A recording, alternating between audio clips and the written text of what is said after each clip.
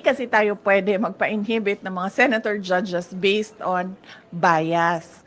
Dahil ang ang posisyon lang naman ng isang tao is you are for or against.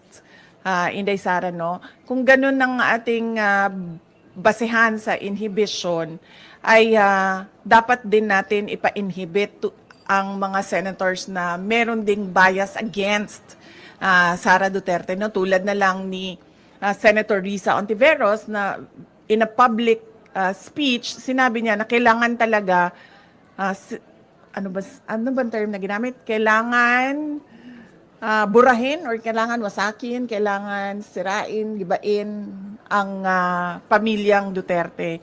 So